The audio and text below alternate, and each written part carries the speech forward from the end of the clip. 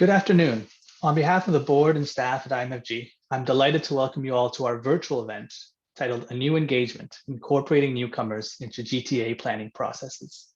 My name is Thomas Hatcher, and I'm the Manager of Programs and Research here at the Institute on Municipal Finance and Governance at the University of Toronto. Although this event is virtual, and I realize that everyone is in a different location, I do want to acknowledge the land on which the University of Toronto operates. For thousands of years, it has been the traditional land of the Huron-Wendat, the Seneca, and the Mississaugas of the Credit. Today, this meeting place is still home to many Indigenous people from across Turtle Island, and we are grateful to have the opportunity to work on this land. I would like to thank the external funders of the Institute, Havana, Capital, Maitrey, the Nexus Foundation, the City of Toronto, the Region of Halton, and the Region of York. I'd also like to thank our team at IMFG and the Monk School, Piali, Adam, and Daria for everything they did to make this event happen today. If you're tweeting about this event, our hashtag is IMFG Talks, and our Twitter handle is IMFG Toronto. We'll be getting to audience questions at the end of the event as well, and so you can send those in using Zoom's Q&A function at the bottom of your screen. One of the goals at IMFG is to support graduate students to work on topics in municipal finance and governance, and we do that through two fellowships. Today, we're going to hear from one of those fellows, Shervin Ghaem-Maghami, who is this year's IMFG Graduate Fellow. Shervin is a PhD candidate in the Department of Geography and Planning at the University of Toronto, and his prior professional experience includes various positions with the Government of Ontario, as well as roles in municipal government and in the private and non-profit sectors. Shervin's research and his presentation today are focused on how local governments in the GTA are adapting their engagement processes to incorporate newcomers into municipal decision-making. He's going to look at two case studies, Brampton and Toronto, to illustrate improvements that have been taking place in engagement with immigrant communities and to identify continuing barriers. Shervin's presentation today is part of his ongoing research, which is important to note, and it's going to later expand to look at other GTA municipalities. So I hope if you have questions, please send those in, but also any comments, suggestions, Shervin will be looking for those as well from people in the audience who I know are experts in this field as well. So in terms of how things will proceed, Shervin's going to present for about half an hour, and then following the presentation, he and I are going to have a short discussion before turning it over to you for more questions, so don't forget to send those in. So Shervin, over to you. Great. Can you see that okay? Yeah, that's good. Wonderful. Well, thank you very much for the introduction, and also thank you to IMFG for its generous support, especially to Dr. Slack, Thomas, and Piali for their mentorship and logistical support throughout my fellowship. As was already touched upon in my presentation today, I'll be speaking about municipal policy responsiveness to multiculturalism and immigration, which will then lead into the major theme, which is newcomer engagement in planning decision-making processes within the context of the Greater Toronto Area. Before jumping into my research, I'll start by offering a brief overview of my presentation. As I'm currently wrapping up the third year of my doctoral studies in planning at the University of Toronto, I'll first start by describing the overall research program that I'm pursuing for my dissertation, which will give some broader context for the presentation. I'll then jump into the first theme of focus, which is municipal policy responsiveness to multiculturalism and immigration, on which I'll present some ideas from the literature together with findings from initial research that I've conducted on that theme. This will then set the necessary context for the major theme of focus, which is newcomer engagement in planning decision-making processes within the context of the Greater Toronto Area. Likewise, I'll engage the prevalent research, go through the findings from my primary data collection, and discuss some of the implications of that work. And then finally, to wrap up, I'll offer a series of policy and practical recommendations for municipalities and planners, and describe some of the next steps I'll be taking from here. In broad terms, the research program that I'm pursuing explores the intersection of immigrant integration and the function of public participation in urban planning. There's a growing pool of literature on how to plan for the arrival of newcomers, but planning with and integrating the perspectives of immigrants has been comparatively understudied.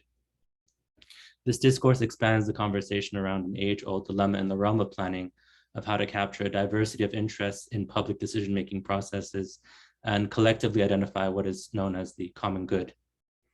So in this light, the primary research objectives for my dissertation include: one, to explore how a comprehensive approach to the engagement of newcomers in planning processes can facilitate the integration of immigrants. and two, to determine how inclusive decision-making processes can result in better, which means more effective as well as more equitable planning outcomes. I'll offer a bit of background on the nature of immigration in the Canadian context before proceeding. In the 4 years prior to the present day global pandemic, and that's an important caveat because the pandemic has severely affected migration trends and flows, about 1.25 million immigrants, that amounts to about 3.3% of the current national population, were arriving on Canadian shores. Further projections indicate that about 80% of the nationwide population growth will be attributed to immigration by 2036. Immigration in Canada is still very much largely an urban phenomenon. Canada's urban centers have the highest concentrations of immigrant populations, where in aggregate, the country's 3 largest cities alone, so that's Toronto, Vancouver, and Montreal, are home to almost 2/3 of the country's non-Canadian born population, despite representing only 1/3 of the national population. Although this is also with due respect of the fact that more rural parts of the country are beginning to attract larger populations of newcomers. For the study that I'm presenting today, the main thrust is that while the federal government determines who's permitted to relocate to Canada and manages matters related to citizenship, for example, and the provincial government oversees their access to many social and economic services throughout the settlement process, nevertheless, it's municipalities and municipal governments which bear the brunt of ensuring the provision of key aspects of immigrant relocation and settlement.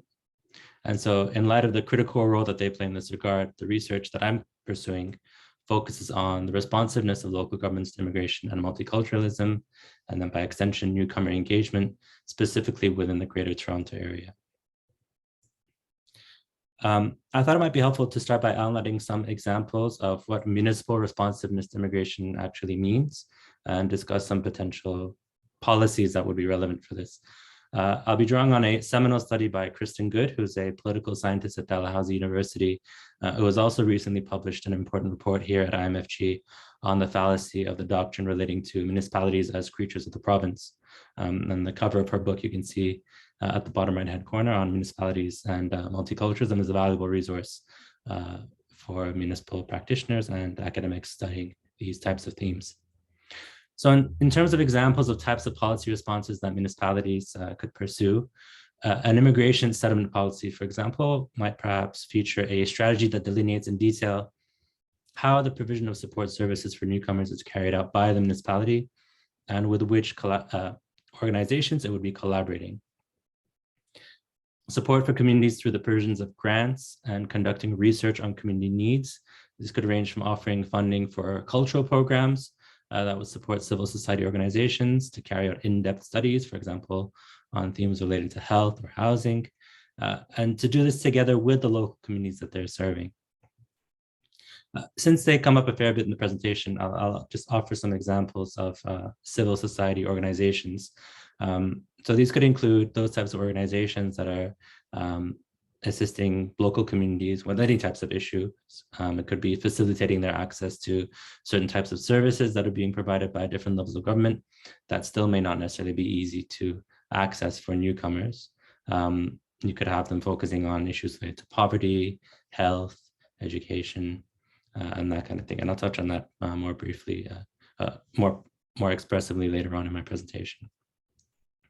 And finally, the third bullet, examples of increasing political inclusiveness could entail the creation of citizen advisory boards or committees or additional spaces for dialogue between municipalities and immigrant communities. So these are the types of policies that municipalities can be pursuing to be more embracing of their newcomer populations. There are two outstanding studies of municipal policy responsiveness in the Canadian context. One of them, which is by Good, who I just referred to, and another by Tosuti. And both of these employ a comparative analysis of Canadian cities, including those found in the provinces of Alberta, British Columbia, and Ontario. Among the most critical factors for strong policy responsiveness, in particular to immigration and diversity, Good identifies the role played by civil society organizations and the coming together of immigrant communities, and I'll speak about these in more detail later on. One surprising outcome from Good's research was that having a greater proportion of newcomers, and not in the total population, didn't necessarily result in greater policy responsiveness to diversity on the part of municipalities. For Tasuti, again, the strength of the relationships between local governments and civil society organizations was critical, as was the importance placed on emphasizing communal or local identities. There's an additional noteworthy contribution I just want to touch on, since again, will come up later on, which was based on a systematic review carried out by Furrow of these types of studies of municipal responsiveness across Canada. And there's a mechanism in our model that was quite profound, which was measuring how policy trajectories can and actually do change over time. So the way a given municipality engages with or embraces newcomer populations isn't necessarily something that's set in stone. And there's ways to actually measure if they're on the right trajectory towards becoming increasingly inclusive. So geographically speaking, my research centers on the Greater Toronto Area, which welcomes, as I mentioned, over a third of all recent arrivals in Canada, and that's more than the next 4 cities combined nationally. The GTA comprises 29 municipalities, and the 2 localities which my study focuses on, at least at this present stage, are the City of Toronto and the City of Brampton. In subsequent stages of preparing my dissertation, I'll also be including other municipalities in the GTA. This will allow for the representation of a range of population sizes, and also for representation of all 4 upper tier municipalities in the region. So you can see here on the slide, for example, the white text on the map denotes those upper tier municipalities, so Halton, Peel, York, and Durham, as well as Toronto, which serves as a dual upper and local tier municipality.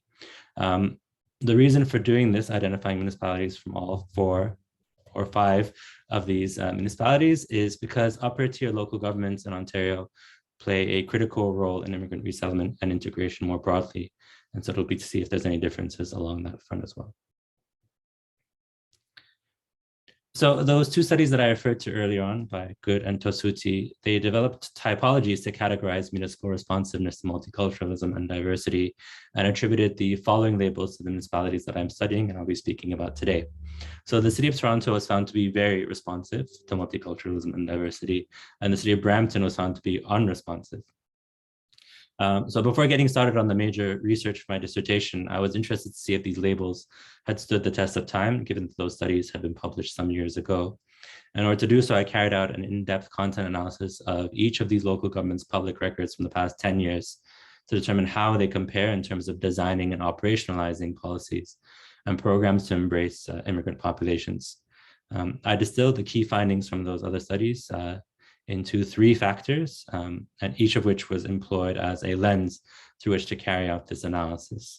And so those 3 lenses are acknowledging community identities, partnering with civil society organizations, and most central to my overall research program, and again, which I'll be speaking about later on, engaging immigrants in civic affairs.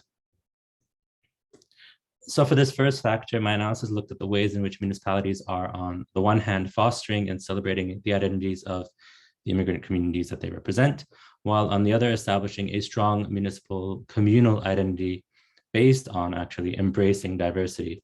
So this is something we see, for example, with the City of Toronto's motto of diversity, our strength.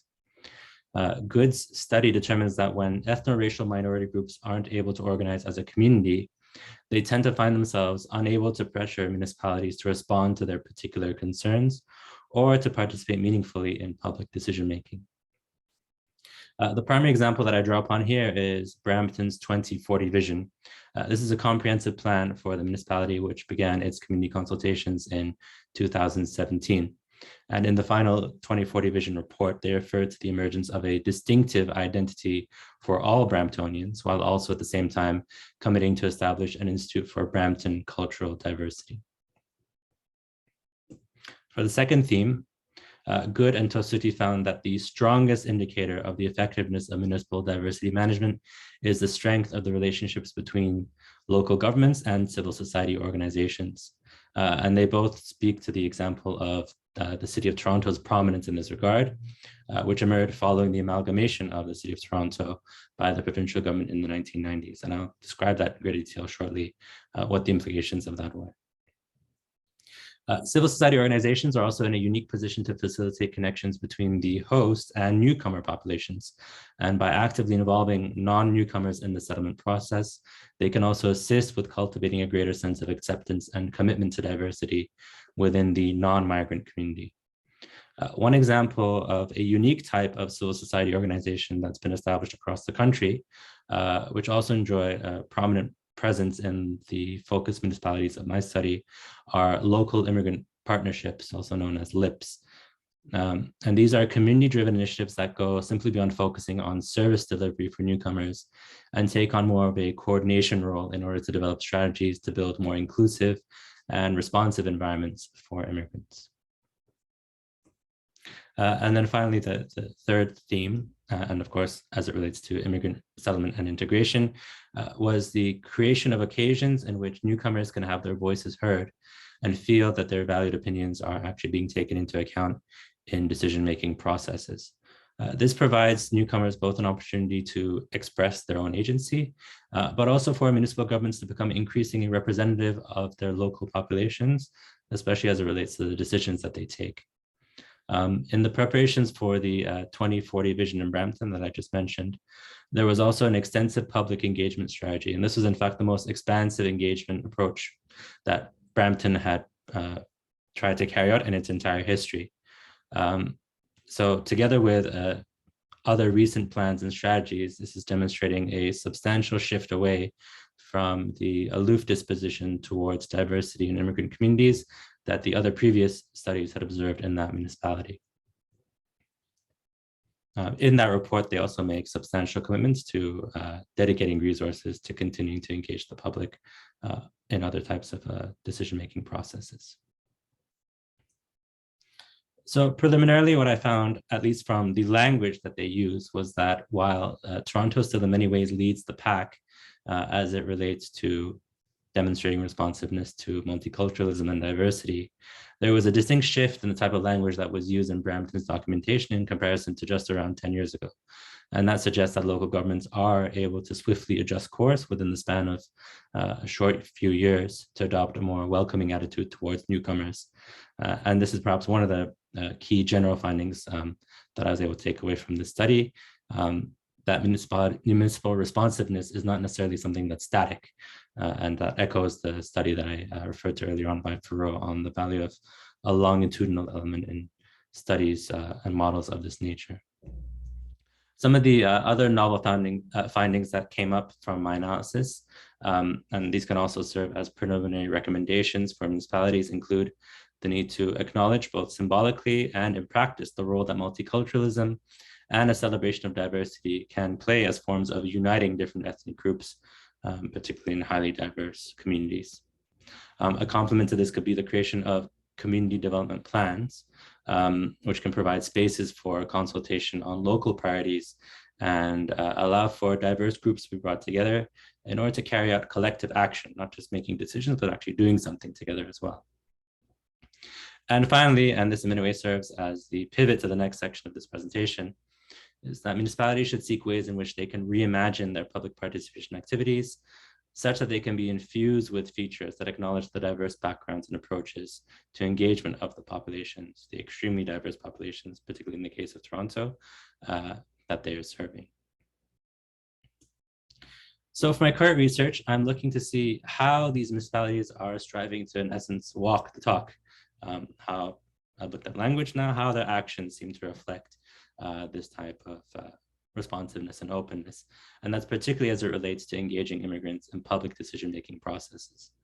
I'm doing this at this current stage of my research through two case studies of local government engagement of newcomers in the planning process.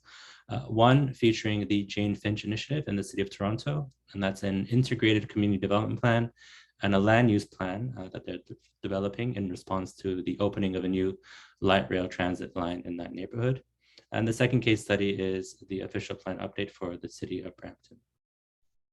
So the data informing both case studies comes from semi-structured interviews eliciting the knowledge and experience of planning practitioners who designed and facilitated these participation exercises, and subsequent stages of my dissertation will allow for other complementary methods and forms of data to add richness to this study. Before proceeding, I want to just talk a little bit about what is public engagement. It can take many forms. So we have, for example, citizen advisory groups. These are groups of individuals that have been identified by municipalities or other entities to come together to talk about key priority issues for the community. You have, for example, non-municipally designed engagement strategy, spaces or strategies, for example, a local neighborhood community kind of board or association where they talk about the types of issues affecting, the built form of their neighborhood or issues relating to security, protection of children and families, etc. But the type of public engagement that I'm speaking of particularly for this study are those that are municipally driven and typically developed in response to some kind of emergence in the community. So for example, in a given neighborhood, a new building is going up in a tract of land that was previously untouched. The municipality is required based on the Ontario Municipal Act to engage the public, or at least have meetings with the public to present the plan, receive feedback, and ideally integrate that feedback into the overall decision. But what I'm looking at in particular are how are these public engagement strategies actually taking into account the necessary types of considerations needed to increase access. So see on the slide here, for example, I talk about accessibility. One could be the timing of these types of events. Are they held on an evening, weekday, for example, when perhaps people are working or they have to take care of their children, or are they adjusting those to accommodate increased participation? Is the location a place that's somewhere people can easily walk to and access, or is it kind of in a hidden nook of the city that's difficult for people to reach? Are there other kinds of amenities such as food to make sure that people, for example, if they're coming in for an evening meeting, have some kind of nourishment while they're participating in these processes? And are there other kinds of support services that can help them? One example could be childcare for parents that are coming and want to participate, but want to also make sure that their kids are taken care of. As it relates particularly to newcomer populations, language is a major consideration. One aspect of that is the translation of materials, both as it relates to notices, inviting the public to attend, but also of the materials that are either passed out or shown on screens, however it may be, to make sure that all of or at least a significant proportion as possible of the population is able to understand and engage with what's being proposed and discussed. And a complement to that is on-site interpretation to ensure that those people that can't speak, for example, English, are still able to follow along with the conversation and also contribute to make sure that there's interpretation the other way as well. And then finally, one broader element, which I think is going to be critical for my study, especially in subsequent stages, will be as it relates to education. And what I mean by this in particular is how is the public being treated in a way that allows them to actually engage meaningfully? Are they being educated on the nature of the proposal being presented in advance so that they have time to process and more meaningfully contribute to the decision-making process? Or are they expected to come in one and a half hour, 2 hour meeting on a given evening after a long day of work with their mind on kids or other things, have to absorb all this information and respond on the spot? And the capacity building element that I touch on that slide also speaks to the fact of the need to also understand how these municipal engagement processes are unfolding in general, where their contribution fits within the overall strategy, things like that. And I'll touch on that in a subsequent slide. So the kind of paradigm that I'm trying to propose in a way and towards reaching this, I set up this juxtaposition early on of planning for newcomers versus planning with newcomers, is that along two axes, as I presented here on the slide. One is the representation of immigrant populations. If we have these meetings that are in a way reaching out to the broadest segment of the population, and the other axis is actually engaging them in a meaningful and effective way versus, for example, withholding considerations as it relates to language or other support services. As long as municipalities are making efforts on both fronts, this is moving towards the primary objective of planning with newcomers. Typically, these types of engagement processes have at least a reputation of being at least representative of perhaps older, less newcomer kind of representative populations. And while it's critical for, let's say, those advanced in age are offering their meaningful contributions to these decision-making processes, given the experience they might have had living in a particular community for an extensive period of time. As long as these methods, as long as these approaches aren't reflective of the broad cross-section of groups and populations that their municipalities are representing, as I was already described in the case of Toronto, they are extremely diverse. These engagement strategies will not necessarily be as successful or effective or just or equitable as they could be. So I'll touch on a couple of elements from the literature that relate specifically to the theme of migrant engagement. As I previously mentioned, the pool of literature on how to plan for the arrival of newcomers has been expanding rapidly in recent years, but planning with and integrating the perspectives of immigrants has received less attention comparatively. Nevertheless, there's still some literature that offers useful considerations for planners to consider, two of which are chapters from this wonderful volume I put the picture of in the bottom corner, entitled Cities and the Politics of Difference. In the narrative presented by Nguyen and colleagues on engaging ethnoculturally diverse populations in planning matters in North Carolina in the United States, they speak to the potential challenges around not all communities necessarily being ready to participate in such endeavors. How these processes can utilize creative participation techniques to engage with not just one, but multiple publics, and that expectations have to be carefully managed on the potential scope, outcomes, and impact of such processes.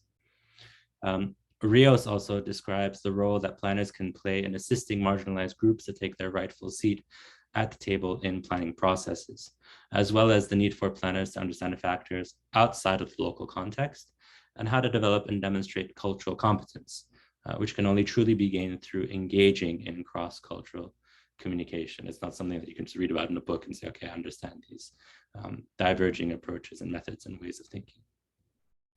Rios also refers to how there may be underlying cultural contracts through which values and commitments are being exchanged, but the parameters of which aren't necessarily discussed openly. So also being receptive and perceptive of those kinds of underlying themes in these types of spaces and leveraging them to the advantage of making these public decision-making processes more effective and inclusive.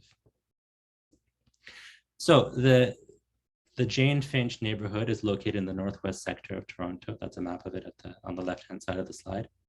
It has perhaps a inflated but long history of stigma associated with it relating to crime and lower levels of socioeconomic development. It has a population of around 50,000 and the average household income is 2/3 that of the citywide average, while unemployment is also 40% higher than that of the rest of the city. It's also one of the most diverse parts of the city, while the GTA is already extremely diverse. In 2016, at least 60% of the population living in Jane Finch was born outside of Canada, with the largest minority population including the Black community, Latinos, Southeast Asians, Chinese, and South Asians. Having looked at so many websites and notices for public information as it relates to eliciting community engagement, one strength I can immediately point to, which is demonstrated on the right-hand portion of the slide, is that just providing an adequate description of where the public participation component fits into the overall decision-making framework can really help with orienting potential participants to where their contribution lies in the overall framework and process. I thought to share that here. One historical point about Toronto, something that I touched upon earlier, and which relates to the city's current immigration policy, and which has also in turn informed its approach to the Jane Finch initiative, is the amalgamation of 6 former separate municipalities into the single city of Toronto in 1998. When the newly elected Conservative provincial government announced that this would be happening in 1996, together with a whole host of cuts and the downloading of services to the new, what was known as the megacity, this sparked major fears at the time of an impending municipal governance crisis. But at the same time, it also spurred a spontaneous coalescing of a broad range of civil society organizations to advance a more inclusive policy agenda for the new city of Toronto. And that was actually in turn established and resulted in a degree of coordination and cooperation that had not been witnessed before within the city. These civil society organizations began to push for and largely succeeded in shaping the city's commitment to working more closely with civil society and prioritizing matters relating to immigration, resettlement, and integration. 20 years on, the city has decided that rather than the city itself, the public-facing entity to run the community consultation element of the Jane Finch initiative would be the Jane Finch Family and Community Center. And that's a community-based organization with a strong focus on poverty reduction. And I'll speak about the implications of that organization's involvement shortly. I'll switch gears now to Brampton and then bring the findings of both case studies together. Brampton has a population of around 650,000, and while it has also considerable breadth in terms of the diversity and the ethnocultural representation of its population, around 45% of the community is South Asian, especially from India, with about 70% of the entire population of one riding, for example, for the federal elections coming from just South Asian countries. A couple of other major ethnic groups include Filipinos and Jamaicans. In Ontario, official plans are required to be updated at least every 5 years. And so Brampton is now engaging in a complete overhaul of its official plan, which currently dates back to 2006. A major stepping stone for this process, the learning from which has directly impacted the community consultation component of this current update, is the city's 2040 vision, which, as I mentioned, is the most extensive public engagement strategy conducted by the city. The Brampton official plan update and the Jane Finch initiative are currently at similar phases of development. Both of them are hoping to carry out additional public consultations to begin discussing the first drafts of their respective plans in the coming months. And so with some restrictions around in-person meetings being lifted recently in Ontario, I'm planning to carry out some in-person participant observations this summer in and following these spaces, together with additional interviews to capture the most recent experience gained from the perspective of the planners who informed at least this first stage of my research, but together with representatives of civil society organizations, and most importantly, members of the immigrant communities themselves. One feature of the Brampton strategy that stands out is the targeting of particular equity-seeking groups in its formal workshops, in a way at least that was not present for the Jane Finch initiative. So these little snippets are links to for members of the public to gain access to the different types of workshops and focus groups focusing on different themes and targeting different populations. You'll notice that there isn't necessarily a particular discussion group targeting immigrants, but they did bring in the religious community in one focus group, and you can see other minority groups, for example, the Black community also present. It was curious that they decided to use a call-in radio series as the centerpiece to reach out to the Punjabi community. For example, that's the square at the bottom left-hand of the slide, which is by far the largest of the South Asian communities represented in the city. So it was interesting, the city thought that it would not be as effective to have a focus group to reach this community in a more discursive setting, but use this radio series instead. So there's so much that I would have loved to share about my findings from speaking with these planners, but I'll try to keep it to just a few points for now so that I can also get into the recommendations and next steps. First, it seems that the COVID-19 pandemic was the ultimate X factor for these engagement processes, with the planners having to throw out their in-person engagement strategies just prior to beginning the consultations and having to employ surprisingly creative approaches to navigating an already difficult terrain and achieving effective inclusion of immigrant communities. It took them some time to make the necessary adjustments in finding the right types of software, for example, using Zoom or WebEx to facilitate these conversations. But beyond this, these municipalities also invested fairly heavily in other types of online engagement platforms, for example, discussion boards or creative survey techniques hosted on their municipal websites. And these are far different than what was being done in the past, for example, just prior to the pandemic in early 2020, which seems to be capturing voices from the community in a way that they could not before. Second, perhaps and most critically, was the extent of the collaboration with civil society organizations, especially in the case of Toronto. The planners explained that while the planning department doesn't necessarily have the latitude to enter into such partnerships as they did with the Jane Finch Center, another department which focuses on social development and finance administration has a more nimble framework that allows them to enter into such arrangements. So they, in a way, just piggybacked off of that method to establish this connection with the Jane Finch Center. One can imagine that this type of arrangement hasn't come without its own types of challenges. Of course, one major benefit is that it circumvents a common practice that municipalities tend to go through, which is to put out a request for proposals to the private market for trained facilitators to come in and run community engagement processes. These can be fairly expensive. But instead, this has allowed for those funds to be fed right back into the community to an organization that best knows and understands the reality on the ground. However, these organizations also have their own agendas, and this can be something that's tricky for municipalities to navigate when they are trying, or at least trying to give off the impression that they are neutral entities. So that's an interesting component of that engagement. Third, there's no limit to the extent to which planners can exercise cultural competence in how they facilitate these types of spaces. So from translating documentation or providing on-site interpretation, adjusting meeting times to allow for families with children to participate, even adapting to other types of common cultural practices around group discussion and consensus seeking. All these types of elements seem to been tried out in different ways across both case studies, which was fascinating. Part of this has to do with the fact that planners face many challenges still as it relates to navigating the barriers to entry, which is inherent to the top-down planning logic that informs the way most local governments carry out their development practices. So one broader implication of the research that I'm carrying out is that public consultation needs to become more effective because people are, in essence, losing trust in government, and that's at all levels. And by extension, in some way, losing trust in the democratic ideal as a whole.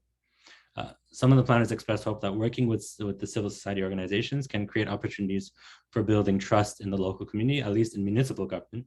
But at the same time, they seem to acknowledge that those same civil society organizations put themselves at expose themselves to a certain level of risk by being viewed as having betrayed or selling out their community by collaborating with the government in this way. One important element to consider is that those fears around the lack of trust are to a significant extent justified. This past October, a report was released with substantial evidence that every single member of the Toronto City Council had received campaign contributions during the 2018 election from donors with ties to the development industry, amounting to about 34%, more than a third of the total contributed amount from that election. The implication is that the public can't necessarily rely on elected officials to make decisions that will benefit the whole community if they're gaining such a significant financial benefit from these developers whose construction projects are, in essence, going up in their own backyards. So these are things that planners have to, considerations that planners have to take into account and navigate. Finally, some planners express concerns about whether their approach to planning is actually achieving a celebration of diversity through attentive and meaningful acknowledgement of cultural distinctiveness, or because of the way that their hands are tied, is it actually instead only reinforcing the types of differences that these types of strategies have produced in the past, perhaps through tokenistic kind of ethnocultural references or insensitivity towards diverging customs and modes of communication that might need to be reconciled for public consultations to be more effective. So briefly, municipalities, at least what I'm recommending at this early stage of my research, will want to continue establishing stronger partnerships with civil society.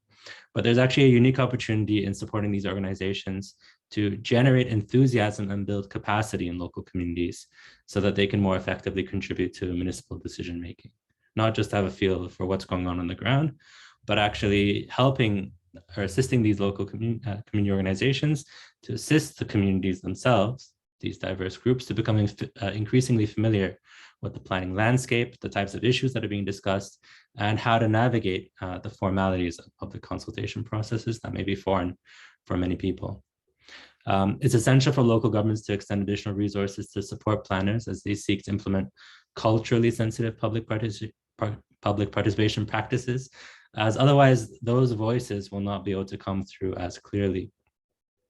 Also, extending the use of these newfound technologies to allow for a hybrid method of engagement seems to allow for the inclusion of a much broader pool of participants, and they should continue to pursue those. Municipalities also should not be afraid, on the one hand, of fostering and celebrating the identities of their immigrant communities, while on the other hand, trying to rally all of their representative groups around a strong municipal identity based on embracing diversity. I mentioned, for example, that motto of the City of Toronto of diversity our strength. Establishing a collective identity can assist with making engagement activities more meaningful, since it can establish a sense of a collective purpose. They're all working towards something. Naturally, this is only further enhanced by recognizing the contributions of the various ethno-racial groups being represented in these processes, both in the ways that these exercises are being carried out, but also in the types of decisions that they can lead to. And finally, in confronting the uneven terrain that they need to tread in terms of strong private interest controlling the political process, there's still a considerable amount of room for planners to reimagine their roles as advocates for the needs of marginalized communities, which can also be reflected in the way that these public engagement exercises are designed and facilitated, while also being incorporated earlier into the public decision-making process versus what's typically kind of perceived to be the case, which is being done at the very end and serving as a rubber stamp or a final check on a decision that's already been made. So in terms of the next steps that I'll be taking from here for my dissertation, I'll be conducting what's known as a scoping review. This is a particular type of systematic review of literature on the theme of planning for and planning with newcomers. And this will be to see what are the types of literature out there and what potentially can inform a potential framework which municipalities can work through in order to more meaningfully do the latter, plan with newcomers. I should mention that based on this being the initial stages of my research, I wouldn't necessarily be able to say whether the City of Toronto or the City of Brampton have achieved planning with newcomers. And so that's why actually the subsequent stages of my research hopefully will shed additional light on that. That includes conducting additional interviews with local planning officials. I'll have the chance, at least with Toronto and Brampton, to engage with them on following two rounds of engagement. So that'll be insightful.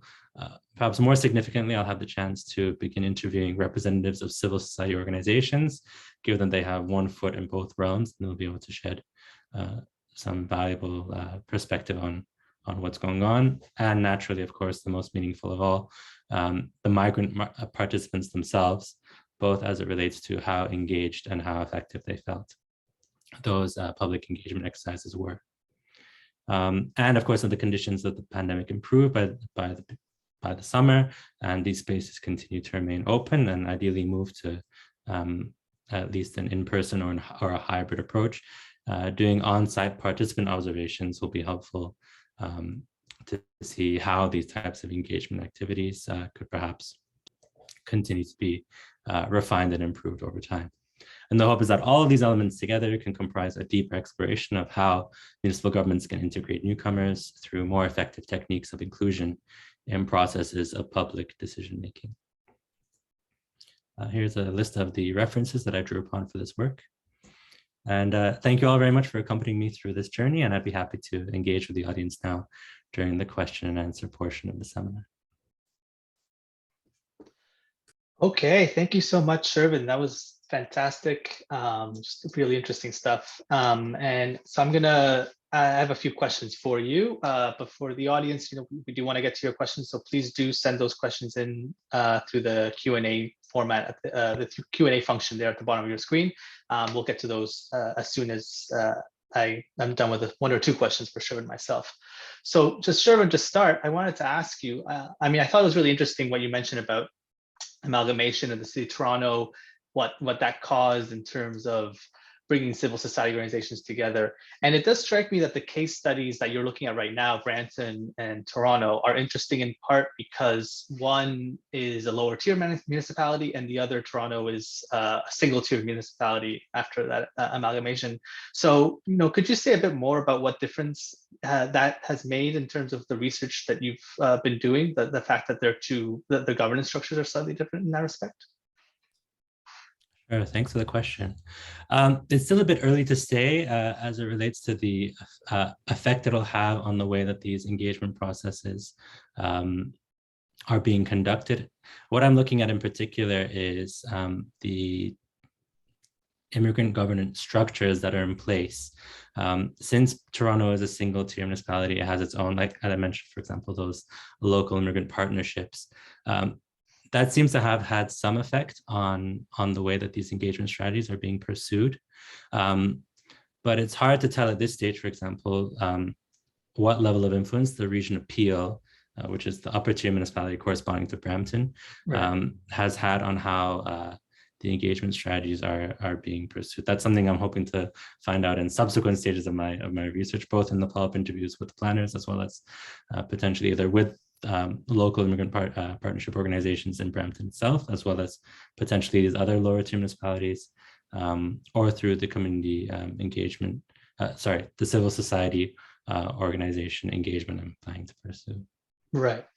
The other difference that I thought was interesting is that, the City of Toronto case study is really looking at a neighborhood in Toronto. So it's, 50,000 people.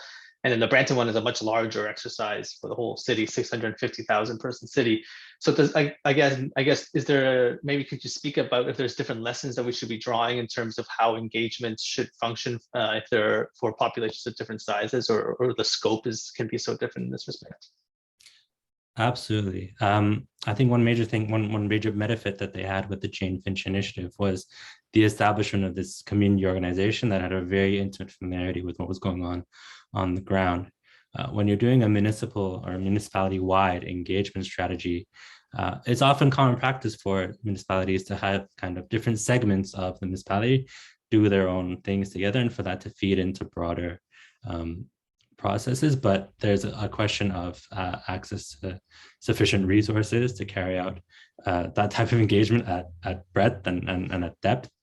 And so I think there's definitely a major benefit to doing something smaller scale, since there's the ability to really reach down to the grassroots and have that kind of representation in a way that broader strategies might not have to. And that's something that in my recommendations, I mentioned the need for those additional resources to really grow out for that level of depth to be able to be achieved in these engagement strategies.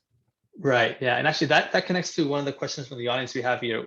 Someone's asking if you happen to know how much funding and staff the City of Brampton designated for the engagement process for its official plan, or if you're going to investigate that later in the scoping review. And you did mention that Brampton has sort of seen a shift towards, doing better on this, if we want to put it that way. Does that have something to do with more funding, more resources?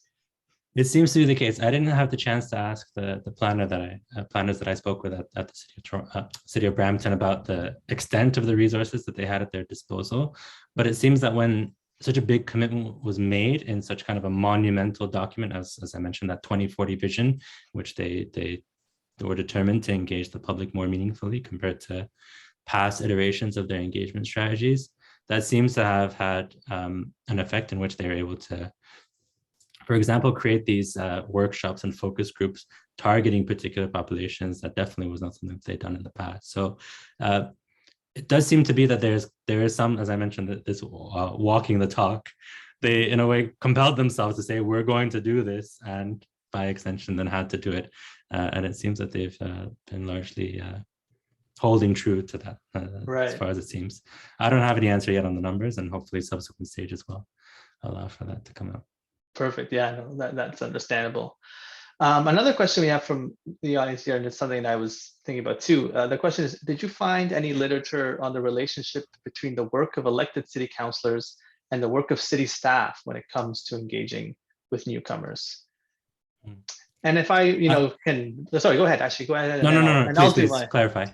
Well, I'll just do a commentary as my moderator's privilege, because I did think it's interesting that your research in some cases covers clearly is a staff-led consultation, but then you do also speak about the engagement with counselors, and there's also the question of whether councils are in themselves representative of their community. And so I think the question from the audience here is about how the city councilors and city staff relate to each other when it comes to engage with newcomers, and maybe you can speak to that, but also you might be able to speak about whether the engagement is different with the elected officials than with the staff.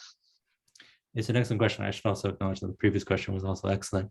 This is something that I've looked at to some extent in previous research that I've had published on the representation or representativeness of local councils of the diverse populations that they are representing.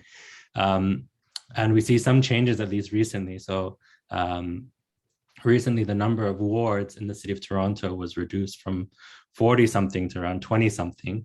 And when I did a study of immigrant representation in council following that switch, it was shown to profoundly actually decrease. It's still not bad, but nowhere near 50%, for example, or 60%, which is kind of the level of immigrant representation in the population of the city of Toronto. It's actually worse in Brampton. Brampton, if I remember correctly, I think has 10 council seats, and only 3 or 4 are either immigrant or visible minority, the term we tend to use in Canada, of those, despite the significant immigrant population in that city. So I think there's a relationship between, even, and I'll just add this other side note about Brampton, which is fascinating, because they have, if I remember correctly, 3 to 5 municipal members of parliament at the provincial level and members of parliament at the federal level. And all 3 or 4 or 5 at both levels are all immigrants. So there's something about these municipal elections and the nature of representation at that level that I think merits a lot of additional study. I don't necessarily have an answer yet on what is contributing to that, but I think that is a major kind of component to a potential response to this question of, are the councillors themselves representative of the populations that they're trying to serve? I don't think absolute representation, or having if we have 51.4% of a population being immigrant, that should be the exact number of council, but is it at least becoming increasingly or to some extent reflective of those populations? And I think that'll be a key element in allowing for city staff to be unencumbered in their engagement of newcomers, as those members of council will ideally have a better understanding of the reality on the ground. So they're related in a sense, is what you're saying at the end there. Yes. It's not independent of each other, really. Absolutely, I think. Okay, that's interesting. Okay, that's great. Another question here is, did your research cover any best practices to meaningfully engage with Indigenous and equity-seeking BIPOC LGBTQ plus communities? The person asked the question apologizes if you covered in the first half of your presentation, and you did talk a little bit about some best practices, but maybe you can expand a little bit more or talk about that again. Yeah. This is a question that has come up in previous presentations for my work, and regrettably, at least just with the nature of pursuing a doctoral dissertation, you have to narrow your focus in a way that doesn't allow you to spread yourself too thin. So I was not compelled, but I was strongly recommended to focus on just one segment of the population and really try to understand that at depth, which is why I focused just exclusively on immigrant populations. I'm going to be drawing a lot, I think, on meaningful engagement practices with Indigenous and other equity-seeking groups, as I think about a potential framework or a strategy to propose to municipalities to pursue on that front. And I think there's a lot around, diverse ways of learning and engaging, for example, from Indigenous practices that I'll be drawing on in order to inform that. I think that they are inherently interrelated, and a comprehensive approach would need to include representation of those methods of engagement from those groups. Right. We have a couple more questions here, so hopefully we can get to them before we have to finish off. So one question is, I guess, thinking through engagement, more broadly than just for maybe the planning documents that you're looking at. So cities have more opportunity for engagement with all residents around planning for other municipal services. This person asks, to what degree are your findings helpful and applicable to just such things as periodic municipal reviews of master plans? And he says, we're talking about parks, recreation, culture, roads. So I guess, how much does is your focus on the particular, the official plan and the Finch initiative, is that because you see a particular importance in terms of those kinds of initiatives, or does this apply to other kinds of municipal service as well and engagement there?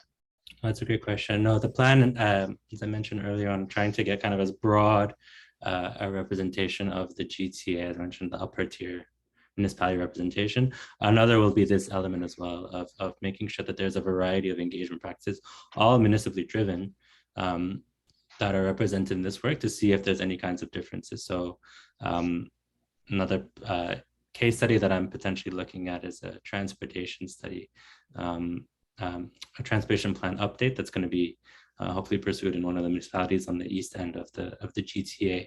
I'll also be looking at some I think they're guidelines for how developments can integrate sustainable practices. So looking at issues of sustainability and climate change. I think inclusion of this variety of themes will definitely make the research more rich. And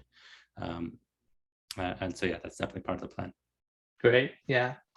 And so probably last questions, we'll see if we can sneak one in after this, but let's go with this one first. Is we know that identifying a, quote, common good is something that is and will likely be permanently contested. There are always multiple competing public interests. Did you find any literature around the value of transparency around which public interests are served and why it is critical to growing trust in government? It's a wonderful question. And again, thank you to the previous questions that I didn't acknowledge. There is a growing literature on this theme. And I think it's recognized that as our populations become increasingly diverse and there's an increasing breadth in terms of the types of groups being represented, and using the image that I referred to earlier on, taking their rightful seat at the table. This is actually, like, I feel a major societal issue, actually, in essence. It's not just about public decision-making processes like this, but in essence, how are we creating this, multicultural, pluralistic society that is representative of the needs of everyone? Can you actually befittingly meet the needs of every group? Is there an inherent kind of give and take that needs to be acknowledged? I think we're still very much at the earlier stages, though, in terms of finding truly just or equitable outcomes for a lot of these things, as I mentioned, partly because the private interests are still so strong. So I think that's one angle that needs to be taken, that we can try and reconcile all these different populations and groups that are being represented. But there's one other complete aspect which actually has a much greater influence on the process, which is still that the private sector and development practices are still so influential in the way that we do things. But it's a great question, something that I'll definitely be looking at as well. And maybe I'll just throw in one last thing here before we go, because the other, when you say, there's competing, whether are we going to be able to satisfy everyone? Is there a give and take? The other thing I was thinking about in your presentation was, maybe the tension between engagement and speed, right? And how, one of the complaints that can be made of that sometimes people make of municipal governments is that things don't happen fast enough. The developments are being held back, and I guess I'm curious whether you think that tension, that there again, there needs to be a give and take, or if it's, really, engagement needs to win out over speed in this case. I think part of it is where the engagement takes place. If the engagement is a long-term process and not just kind of this short-term, you're called in for one meeting at the end of the decision-making process, versus an entire capacity building exercise, not just for a neighborhood, but the entire populace of a city or any municipality, the more the public has the tools at its disposal to contribute to making these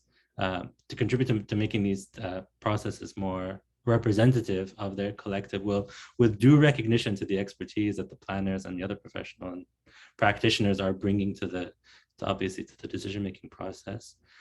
I think actually the more nimble we can be in making decisions and carrying out actions that can meet the ever-growing Right. plethora of needs that our municipalities confront. Right. So part of the speed element is building capacity as early as possible. And then that feeds into the larger question of what I'm looking at, which is if people are more engaged, do they actually feel that they're more integrated into society because they're Right. taking ownership of a process of the development of the world around them? And so maybe that'll serve to, hit on multiple fronts. Yeah, no, I like that part of building speed is the capacity for engagement. That's really great. And I think that's a good note to end on. So thank you, Shervin. That was, very interesting, fantastic presentation, great discussion. And thank you to the audience for your thoughtful questions. Today's event has been recorded and it's going to be available on our website shortly. So please share that with your colleagues who couldn't attend today's event. Thank you again for coming and have a great afternoon. Thank you.